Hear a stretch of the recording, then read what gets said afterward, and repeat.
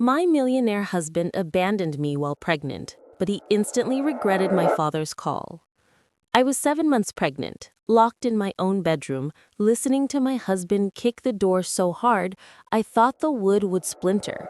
My hands were shaking as I held my phone, my thumb hovering over the one number I swore I would never call. The number I had avoided for 3 years out of pride, out of stubbornness, out of the desperate need to prove I had been right all along. But now, with Cole screaming on the other side of that door, his voice unrecognizable, filled with a rage I had never heard before, I realized something terrifying. I had been wrong about everything, and if I didn't make this call right now, I might not get another chance.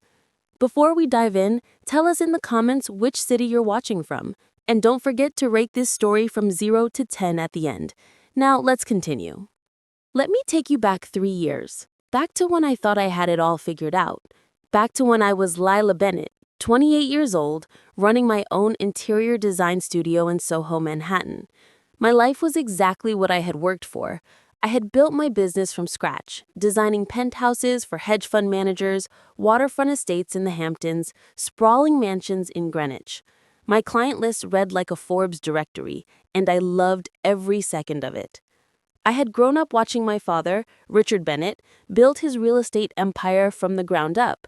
He had taught me that hard work meant something, that integrity mattered, that your name was your legacy.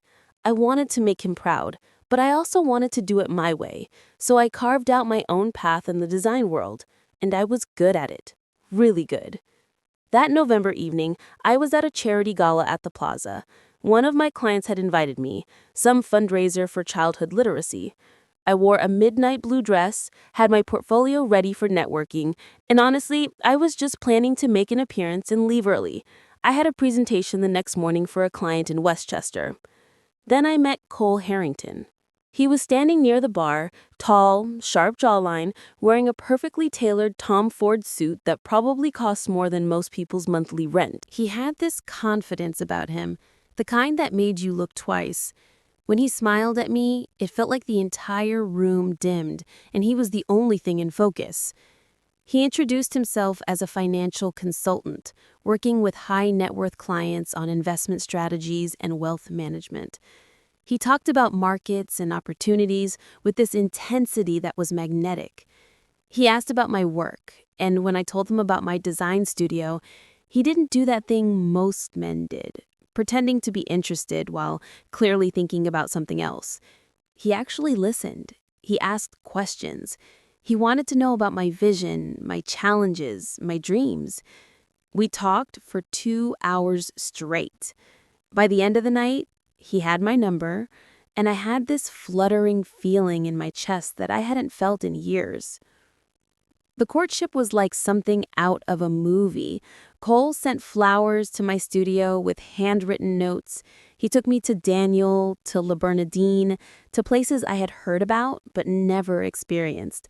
He surprised me with weekend trips to Napa Valley, to Miami, to Boston. He made me feel like I was the most important person in his world. 3 months in, he told me he loved me on the rooftop of his building in Midtown, with the Manhattan skyline glittering behind us like a promise. 6 months in, he proposed at sunset in Montauk with a ring so beautiful it took my breath away. I said yes without hesitation. And that's when everything started to crack. My father had always been protective, maybe overprotective, but I understood why. He had built everything from nothing, and he had seen enough sharks in his business to recognize one when he saw it. So when I brought Cole home for the first time to our family estate in Upper East Side, I was nervous but hopeful. Dinner was elegant, polite, carefully pleasant. Cole was charming, talking about his work, complimenting my mother on the home, asking my father intelligent questions about the real estate market. On the surface, everything seemed fine. But I knew my father. I could see it in the way he watched Cole, the slight narrowing of his eyes, the pauses before he responded. Richard Bennett had not built an empire by missing details. 2 days later, my father asked me to meet him at his office. Not at home, at his office. That alone told me this was serious. I sat across from him in his corner office overlooking Central Park, and he slid a folder across the desk. I didn't open it. He told me he had Cole investigated. Not extensively, just enough to know who I was getting involved with. He said Cole's background checked out on paper, but there were gaps, inconsistencies, former colleagues who wouldn't give references, a business venture in Boston that had folded under questionable circumstances. Nothing illegal, nothing provable, but enough to make my father uncomfortable. He told me he didn't trust Cole, that something about him felt calculated, that the timeline of our relationship, the intensity, the proposal, all of it felt too strategic. I was furious. I told him he was being controlling, that he couldn't stand to see me happy with someone he didn't choose. I told him Cole loved me, that we were building something real, and that his paranoia was going to cost him his daughter. I said terrible things that day, things I would regret for years. My father just looked at me with this sadness in his eyes and said, "Layla, I hope I'm wrong. I really do. But if I'm not, please know that my door is always open. Always." I walked out of his office and didn't speak to him for 2 weeks. The wedding was small, City Hall in Manhattan, with a few friends. My parents came, but the warmth that should have been there wasn't. My mother cried, but not happy tears. My father shook Cole's hand and kissed my cheek, and when he hugged me, he whispered, "I love you, sweetheart, no matter what." I convinced myself he would come around, that once he saw how happy Cole made me, he would realize he had been wrong. But my father was never wrong about people. Fast forward 2.5 years. I'm 7 months pregnant, living in a beautiful colonial mansion in Greenwich, Connecticut. From the outside, my life looked perfect. Successful business, handsome husband, baby on the way. I had everything I thought I wanted. But the truth? I was lonely. Cole had become distant over the past year. He traveled constantly for work, came home late, spent hours locked in his office on calls I wasn't allowed to interrupt. When I asked about his day, he gave vague answers. When I suggested we spend more time together before the baby came, he said he was working hard to secure our future. I told myself it was normal, that he was stressed, that once the baby arrived, things would get better. That Tuesday afternoon, I had an appointment with my obstetrician in Manhattan. Everything was perfect. Baby was healthy, heartbeat strong, measurements right on track. I left the office feeling lighter than I had in weeks, and I decided to surprise Cole by coming home early. Maybe we could have dinner together, actually talk for once. I drove back to Greenwich, pulled into our circular driveway, and walked into our house just after 3 in the afternoon. The place was silent. Cole's car was in the garage, but he wasn't downstairs. Then I heard his voice. He was upstairs, in his office, and he was on the phone. The door was slightly open, and his voice carried down the hallway. I started walking toward the stairs, planning to surprise him, when I heard him say something that made me freeze mid-step. "We need to execute the plan before the baby is born. Once she signs the postnatal documents, we're clear. She doesn't suspect anything about the money." My heart started pounding. I stood perfectly still, one hand on the staircase railing, the other instinctively moving to my belly. His voice continued, calm, businesslike, completely void of emotion. "Brianna, I told you, she's not a problem. She trusts me completely. The Bennett fortune is as good as ours. We just need to time this right." Brianna. That name hit me like a physical blow. I backed away from the stairs, slowly, quietly, my mind racing. Every instinct screamed that I had just heard something I was never supposed to hear, that my entire life, my marriage, my future, was not what I thought it was. I went downstairs, sat my purse on the kitchen counter, and tried to steady my breathing. A few minutes later, I heard Cole coming down. He walked into the kitchen, smiled at me like everything was normal, and kissed me on the forehead. "Hey, babe, you're home early. How was the appointment?"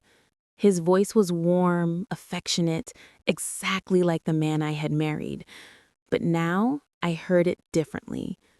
I told him everything was fine. He asked if I wanted to order dinner. I said sure.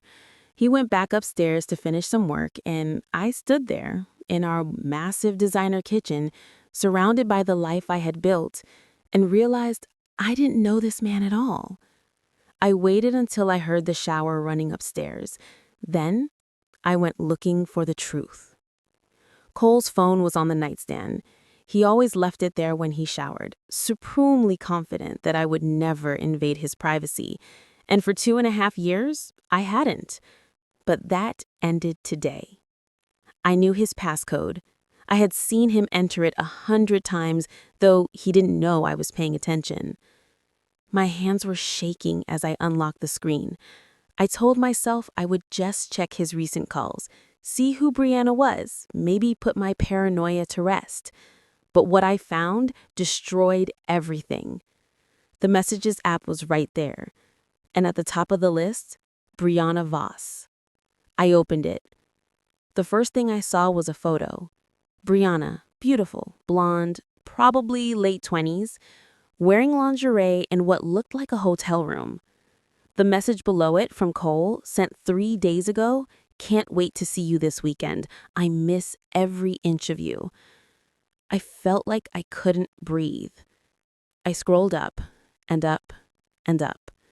The messages went back 18 months. 18 months of "I love yous" and "I can't wait to leave" hers, and photos I couldn't unsee, and plans for a future that included her, not me. My vision blurred. I sat down on the edge of the bed, my pregnant belly making it hard to breathe, and I kept scrolling because I needed to know.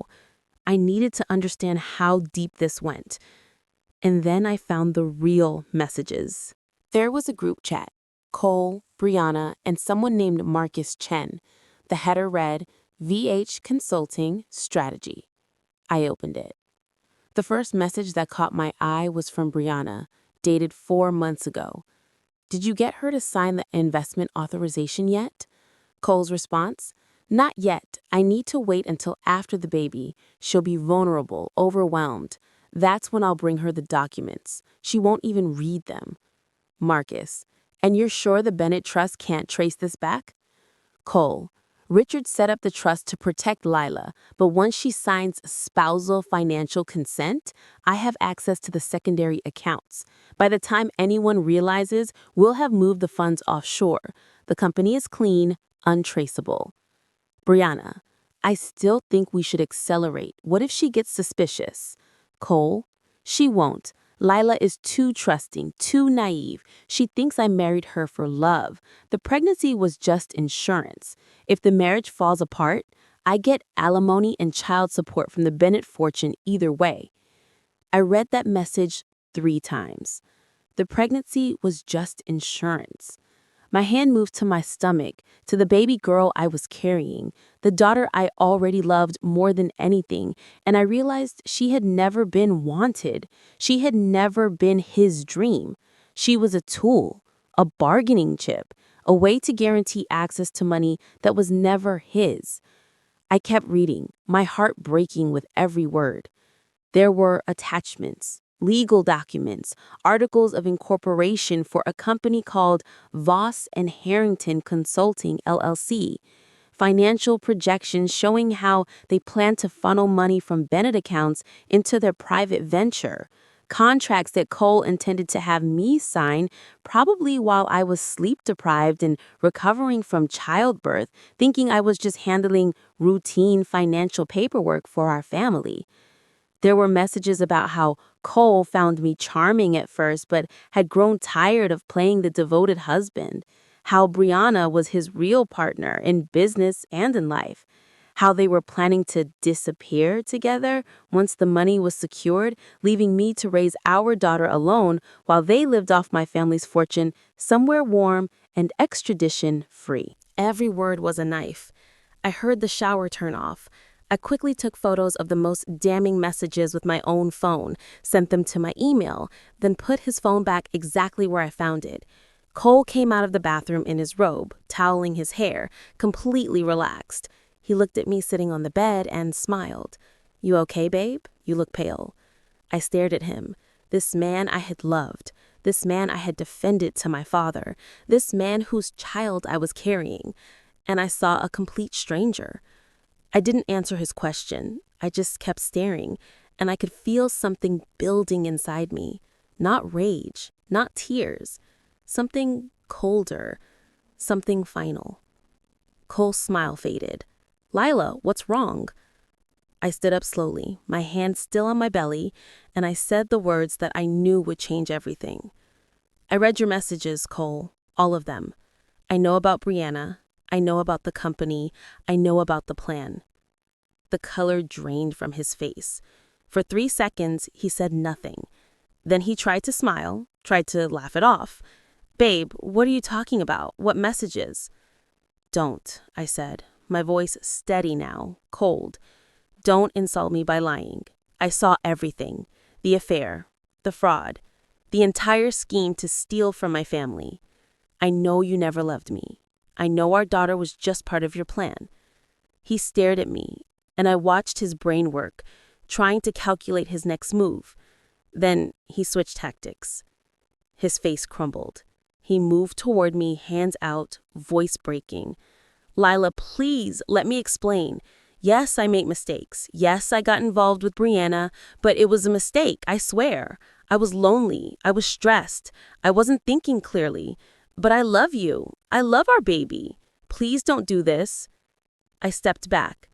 "Don't touch me." He kept coming. "Layla, please, we can fix this. I'll end things with Brianna. I'll shut down the company. We can go to counseling. I'll do anything. Just please don't throw away our family." I looked him dead in the eyes and said, "I want a divorce." And that's when everything changed. The mask didn't just slip, it shattered.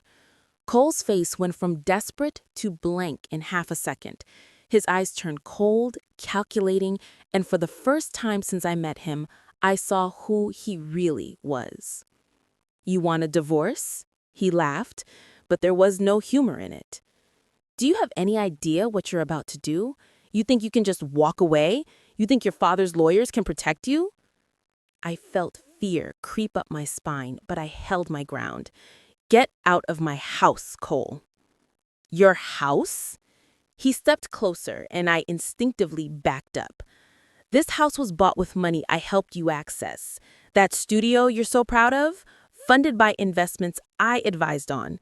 You think you built your life on your own? You've been coasting on your daddy's money and my strategy for years." "That's not true." "Isn't it?" He took another step forward.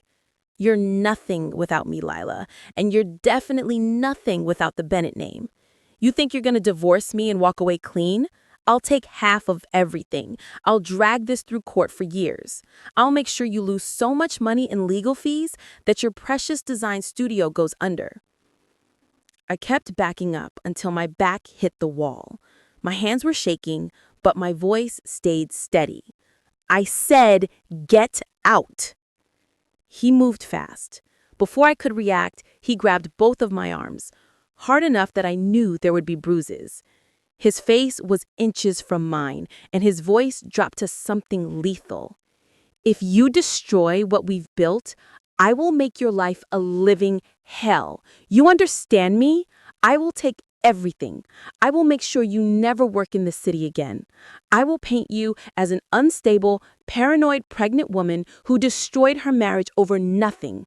And when our daughter is born, I will fight you for custody just to watch you suffer." His grip tightened. I gasped, and he saw the fear in my eyes. "Good," he said. "Now you're finally paying attention." But pain cuts through fear, and maternal instinct cuts through everything else. I brought my knee up as hard as I could. It wasn't a perfect hit, but it was enough. Cole stumbled back, cursing, and I ran.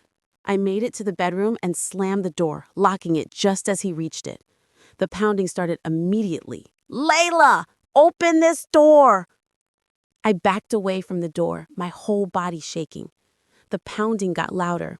He was kicking it now, throwing his weight against it. "You can't hide from me. This is my house, too."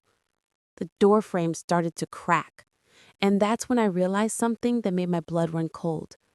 I was alone, in a house in the suburbs, with a man I no longer knew. And no one was coming to help me. Unless I asked. I pulled out my phone with trembling hands. For 3 years, I had been too proud to admit I needed help, too stubborn to say I was wrong, too afraid to face my father's "I told you so." But this wasn't about pride anymore. This was about survival. I dialed the number I still knew by heart, even after all this time. It rang once, twice. Then I heard his voice. "Layla?" My father sounded surprised, cautious, hopeful all at once. We hadn't spoken in nearly 2 months. Our last conversation had been brief, cold, just a text exchange about the baby shower my mother was planning. "Dad," I whispered, and my voice cracked on that one word. Another crash against the door. Cole was screaming now, his words slurring together into pure rage. "Layla, what's happening? Where are you?" "I'm at the house. Cole, he found out that I know about—" I couldn't finish. Another kick at the door. The wood was splintering. "Are you safe? Are you locked in a room?" "Yes, but Dad, he's trying to break down the door. I found out he's been having an affair. He's been planning to steal from you, from us. And when I confronted him, he tried to—" My voice failed. But my father understood. His voice changed. It went from concerned father to something else entirely. Something I had only heard a handful of times in my life when someone had made a catastrophic mistake of threatening his family. "Layla, sweetheart, I need you to put me on speakerphone. Can you do that?" I nodded, even though he couldn't see me, and pressed the button. "Dad, I'm scared." "I know, baby, but I'm going to fix this right now. Do you trust me?" I hadn't trusted him in 3 years. I had chosen Cole over him, chosen my pride over his wisdom, chosen a beautiful lie over an ugly truth.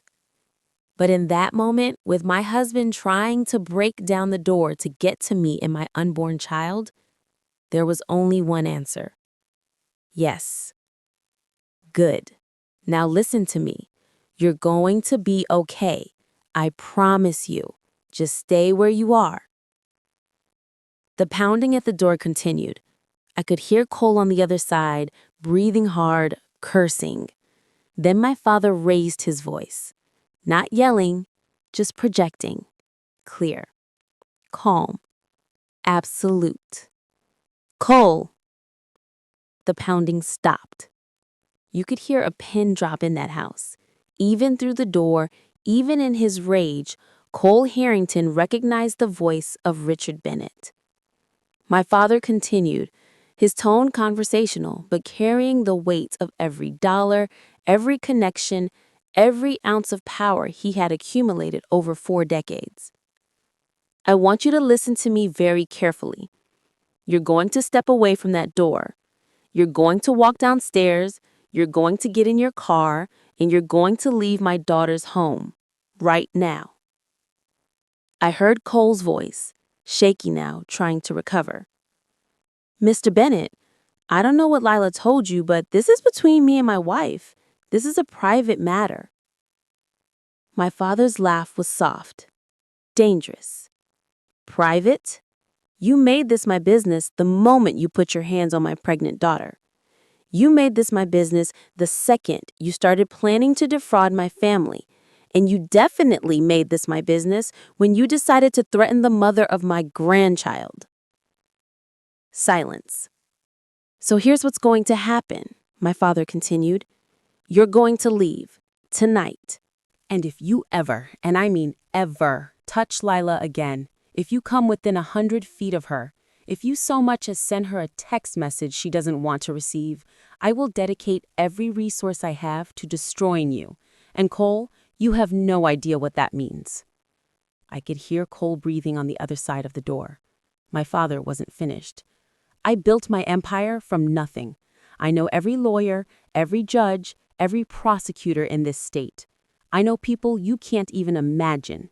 And right now, I'm looking at the evidence Layla sent me, and I'm counting at least 4 felonies: wire fraud, identity theft conspiracy, attempted coercion. I have friends with the Southern District who would love to make their career on a case like this. Mr. Bennett, I can explain it. You can explain it to your lawyer. Now get out of my daughter's house before I call the Greenwich Police Department and have you removed in handcuffs. You have 60 seconds. I didn't hear footsteps at first, just breathing. Then, finally, slowly, I heard Cole walk away from the door, down the stairs. I heard the front door open and close. I heard his car start in the driveway. I heard him leave. And then I heard my father's voice again, gentle now. "Layla, sweetheart, is he gone?" I was crying. I didn't even realize when I had started, but tears were streaming down my face. "Yes," I whispered. "Good. Now I need you to pack a bag. Just essentials.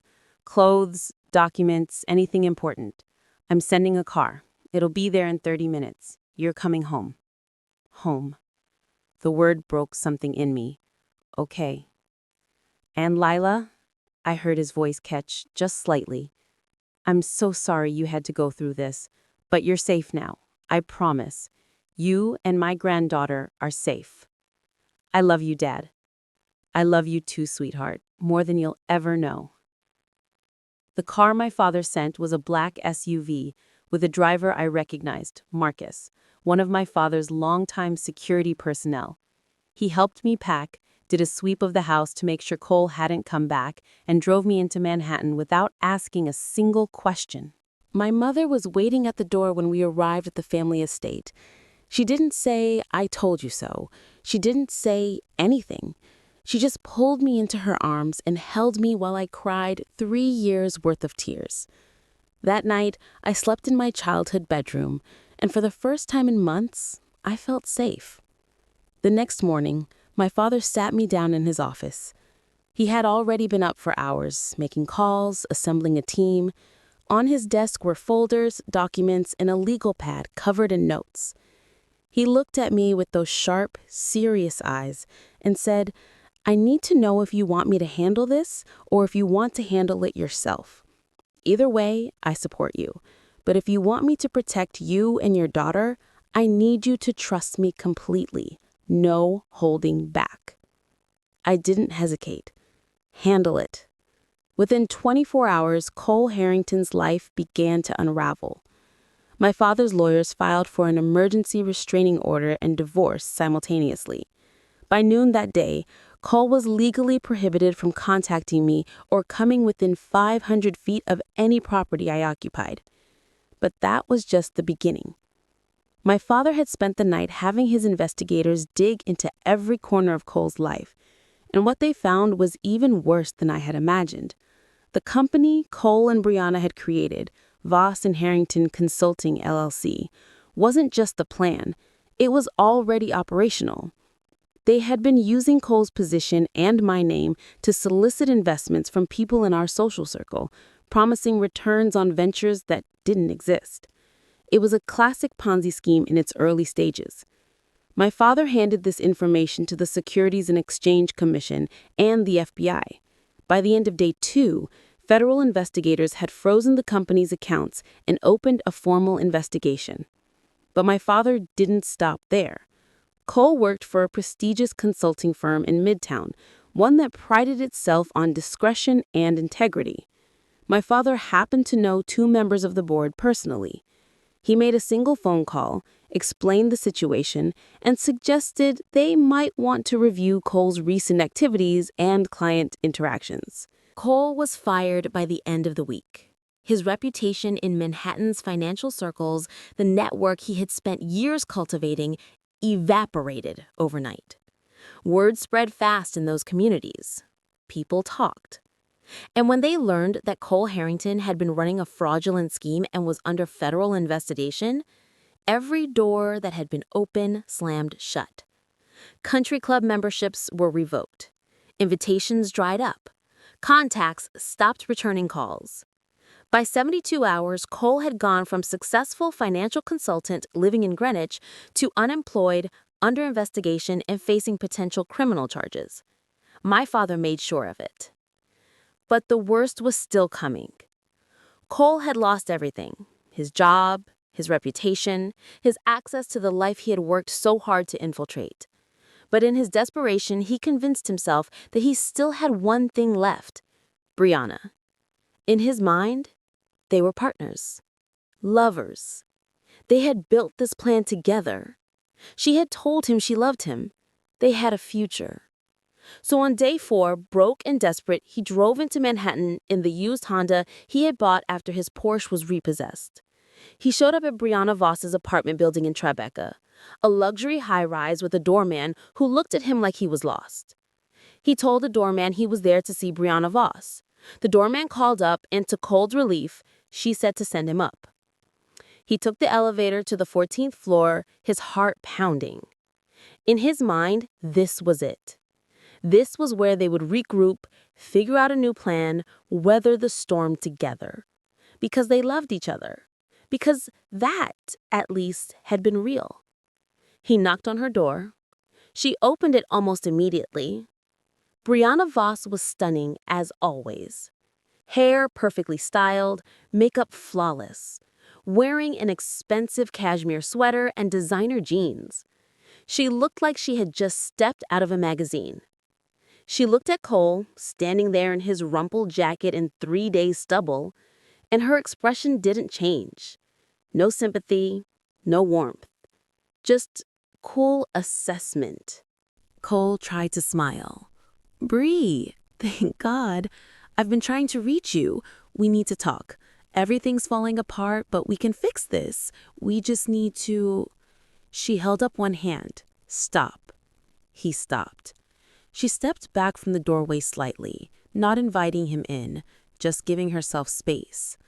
Then she spoke, her voice calm and businesslike. "Cole, let me be very clear.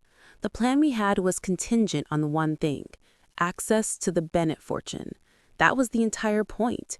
You were supposed to secure the money, we were supposed to move it offshore, and then we were supposed to disappear together somewhere beautiful and live the life we deserved."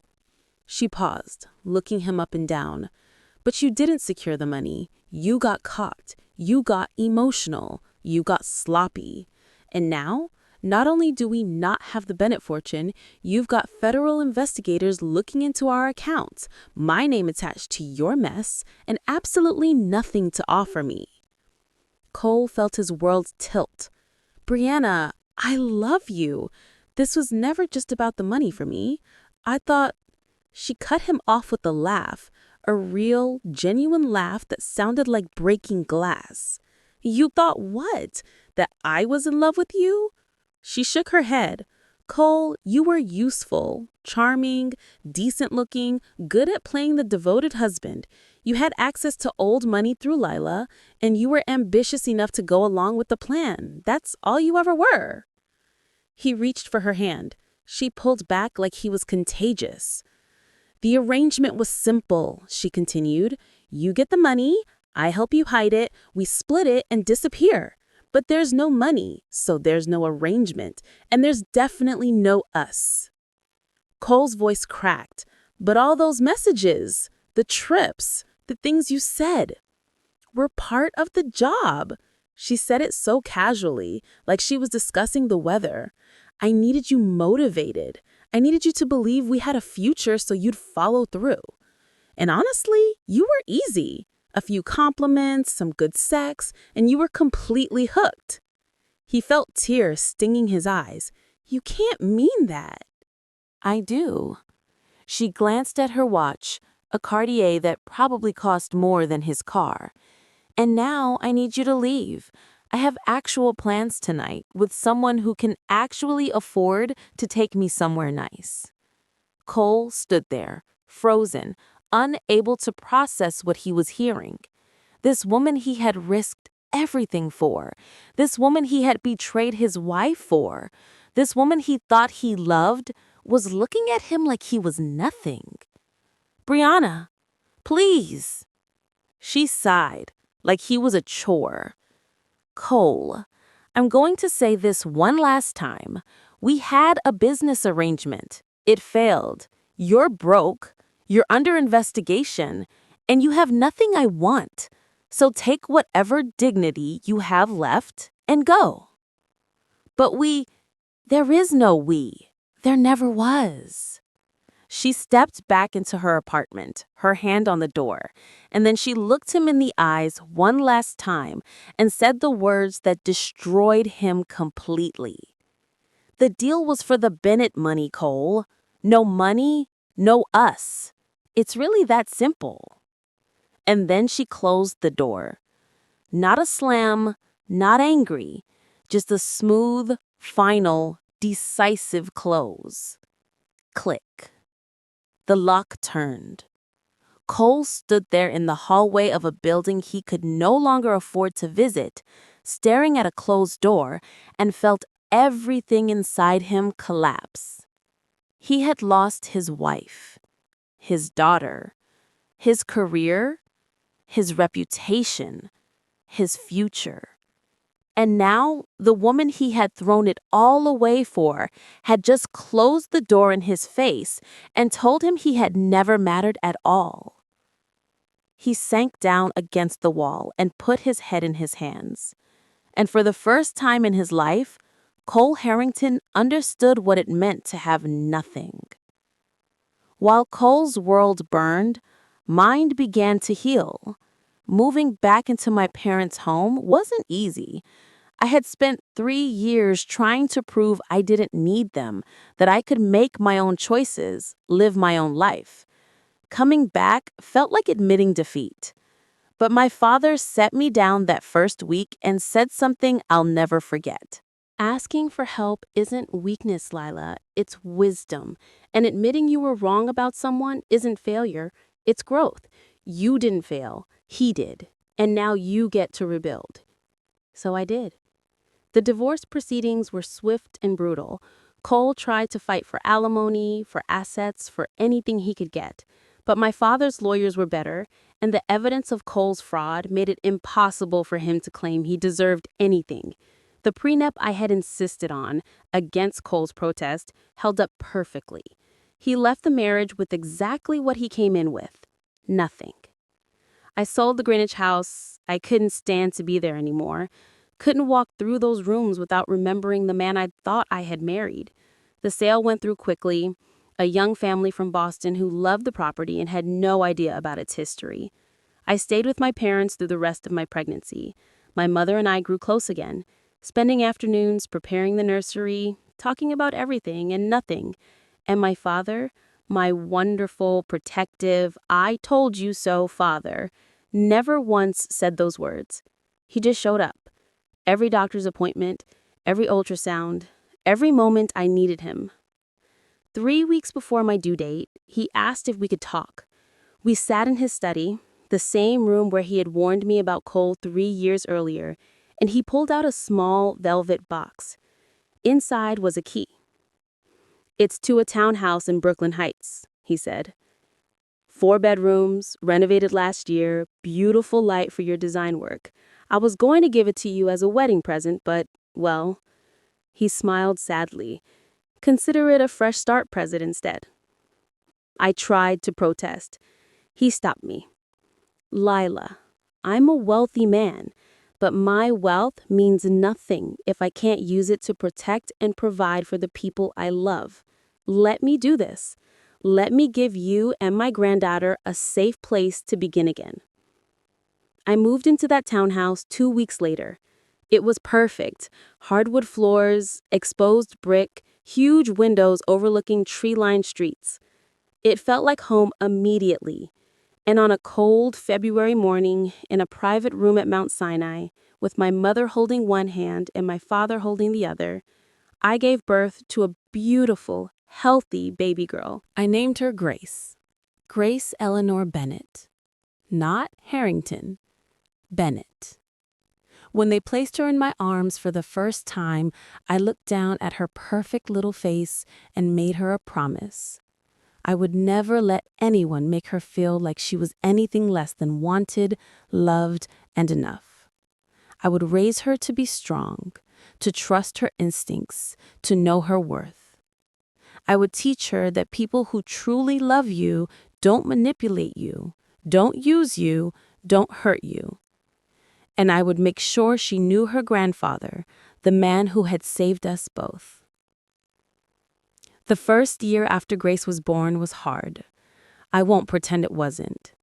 There were sleepless nights, moments of doubt, times when I wondered if I was doing any of it right. But I wasn't alone. My parents were there, my friends rallied, and slowly, carefully, I started to rebuild.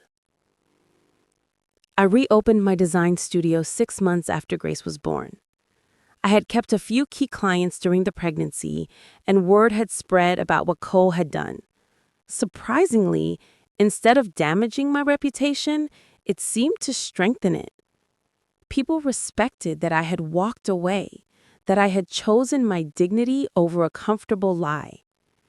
Business picked up. I hired an assistant, then another. Within a year, I had moved into a larger studio space in Dumbo with views of the Manhattan Bridge. I specialize in residential design, creating spaces that felt like sanctuaries. Every project was personal. Every client got my full attention. And I loved it. I loved it in a way I hadn't loved my work in years, because now it was truly mine, not funded by my father's connections or Cole's advice. Just mine. Grace thrived. She was smart, funny, stubborn in the best way. She looked like me but had her grandfather's eyes. Richard adored her. He would show up at the townhouse with books and toys and this soft expression I had never seen him wear before. One afternoon, when Grace was about 18 months old, I was at a coffee shop in Brooklyn Heights working on a design proposal while she napped in her stroller. A man at the next table asked if the seat was taken. I said no. We started talking. His name was Nathan Reyes. He was an architect, recently moved to New York from San Francisco. He was warm, easy to talk to, genuinely interested in my work. We talked for an hour, and when Grace woke up, he made her laugh by making faces until she giggled so hard she got hiccups. He asked if he could see me again. I said yes. We took it slow. Nathan understood I had been through something, even though I didn't share details at first. He was patient. He showed up when he said he would. He listened more than he talked. He treated Grace like she mattered, not like she was an obstacle to get around. 6 months in, I told him everything. About Cole, about the betrayal, about what it had cost me. I expected him to pull back, to decide I had too much baggage. Instead, he took my hand and said, "I'm sorry that happened to you, but I'm grateful you survived it because otherwise I never would have met you." That's when I knew. We got engaged a year later. No huge production, no expensive ring I didn't need. Just Nathan, me, Grace, and my parents at a quiet dinner where he asked my father's permission first, and my father said, "You're the kind of man I hoped she'd find the first time." We got married a year later in a small, intimate ceremony at the Brooklyn Botanic Garden in the spring when everything was blooming. Grace was the flower girl. She was 3 years old and took her job with the utmost seriousness. She walked down the aisle in her little white dress, carefully dropping rose petals on the path and glaring at anyone who dared step on them before she had passed. My parents were there, of course. My father walked me down the aisle wearing a custom suit and eyes bright with tears he didn't bother hiding. When he handed me to Nathan at the altar, he whispered, "This is the right one, sweetheart." "I know, Dad," I whispered back. "I know." The ceremony was simple, personal, exactly what we wanted. We wrote our own vows. Nathan promised to love me and Grace, to be patient with us, to build a life based on honesty and respect and genuine partnership. He promised to show up every day, in the small ways and the big ones. I promised to trust him, to let him all the way in, to build something real and lasting together. I promised to choose him every day, not out of obligation or fear or desperation, but because I genuinely wanted to. When the officiant pronounced us married, Nathan kissed me slowly, tenderly. Then he picked up Grace and kissed her on the forehead. "We're a family now, officially," he said. Grace threw her little arms around his neck and said, "I love you, Daddy Nathan." He had never pushed her to call him that, had told her she could call him whatever felt comfortable, but she had decided on her own about 6 months earlier, and hearing it still made his eyes get misty. "I love you too, Gracie girl," he said. And we were a family, real and chosen and built on truth. During all of this, Cole faded into complete and total irrelevance. He pled guilty to wire fraud and conspiracy charges. His lawyer had advised him that going to trial would result in a much longer sentence, so he took the plea deal. 18 months in a minimum security federal facility, followed by 3 years of supervised release. When he was released, he moved to Columbus, Ohio, working some low-level accounting job that was the only thing he could get with his record. He paid minimal child support, calculated based on his current minimum wage income. The checks came irregularly, often late. I deposited every single one into a savings account for Grace without touching it. He never asked to see her, never sent a birthday card, never called to ask how she was doing, never acknowledged her existence beyond the legal, financial requirement. And honestly, I was grateful. Grace didn't need a father who had seen her as nothing more than a strategic tool for accessing money. She had Nathan, who loved her like she was his own flesh and blood. She had my father, who spoiled her endlessly and taught her that she deserved the world. She had a family that wanted her, that chose her every single day. When Grace was 4 years old, she asked me about her biological father for the first time. I was tucking her into bed in her new big girl room, reading her favorite story about a brave little girl who went on adventures, when she looked up at me with those serious, intelligent eyes and said, "Emma at preschool says I don't have a real daddy. Is that true?"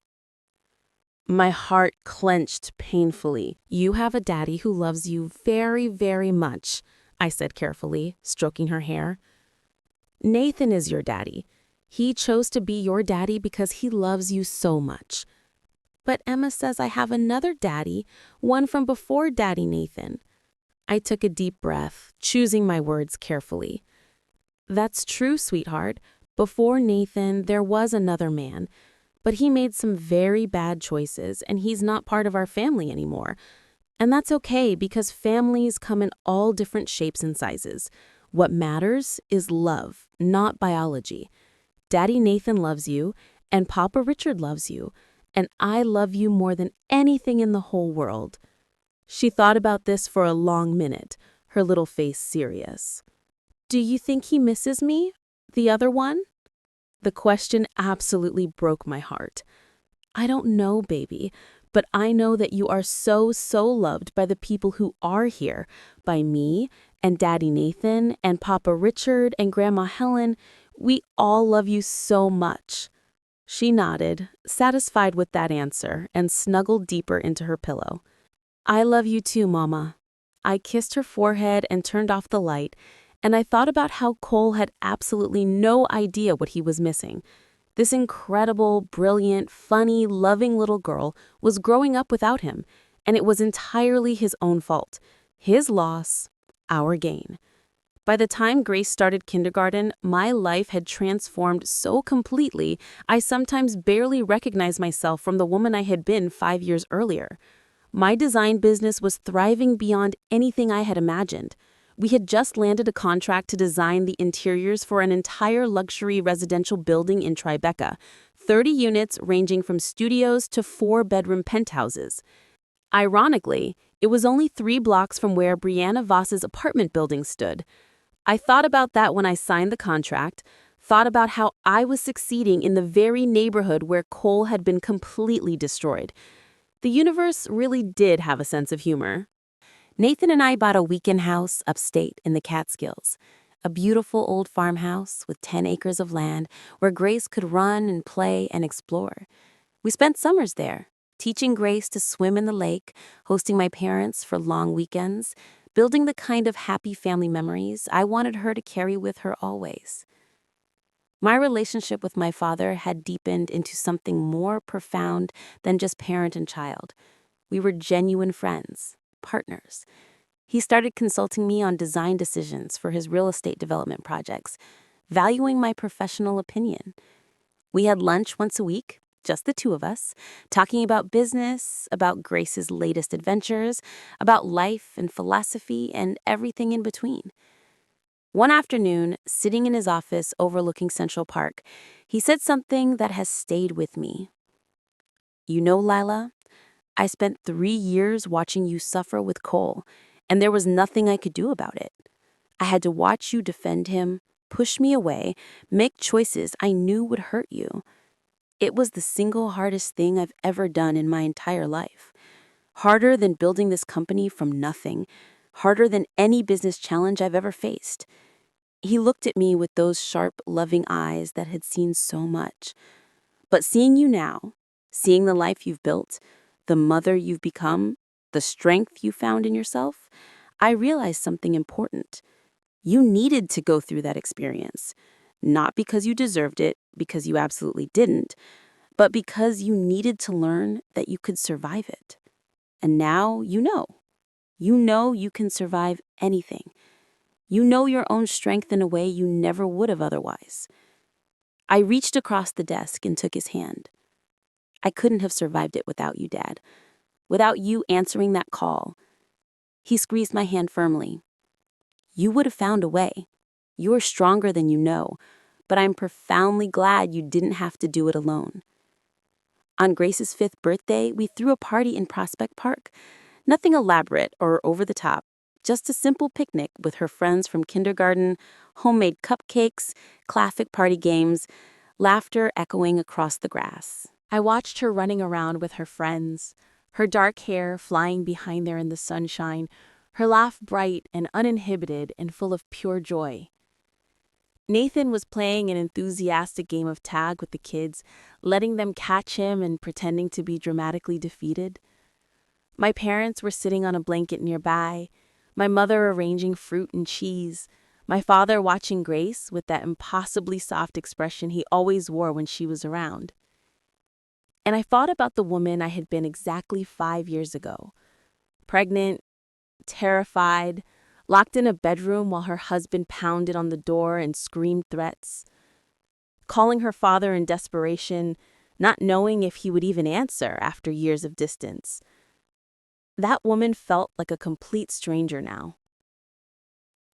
Because the woman I was now, the woman sitting on this blanket in the sunshine watching her daughter play, she was fundamentally different, stronger, wiser, surrounded by love that was real and unconditional and freely chosen.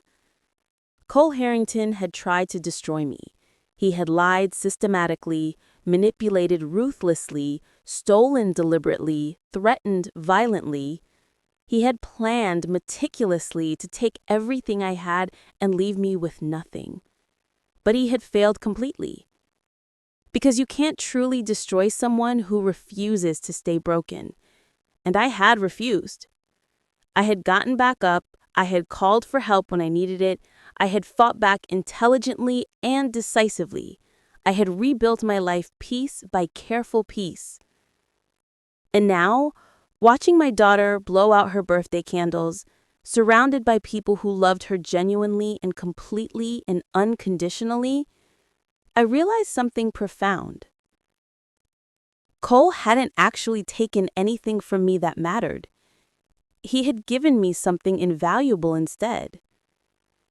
He had given me the gift of knowing exactly what I didn't want, what I wouldn't tolerate ever again, what I actually deserved, what real love looked and felt like in contrast to manipulation.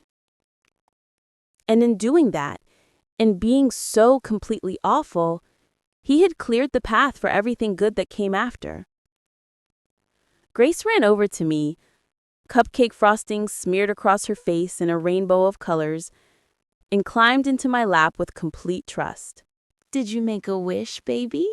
I asked, wiping chocolate frosting from her nose. "Yes, but I can't tell you or it won't come true." She was so serious about it that I had to smile. "That's absolutely right. You keep it secret." She hugged me fiercely, her sticky little arms wrapped around my neck. "I love you, Mama." "I love you too, Grace, more than anything in the whole entire world."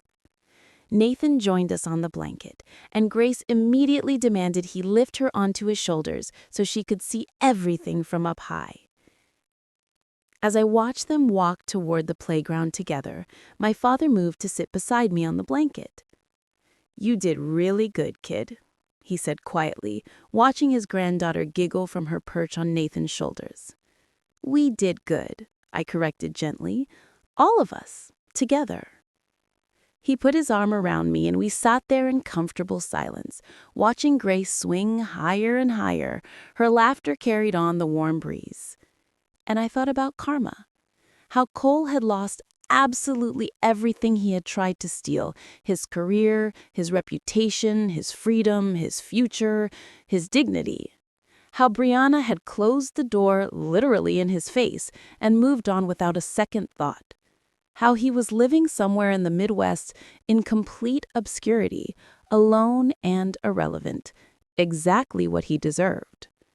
Meanwhile, I was here, professionally successful, genuinely loved, surrounded by family who had never stopped caring, raising a daughter who would never doubt her inherent worth, married to a man who chose me consciously every single day.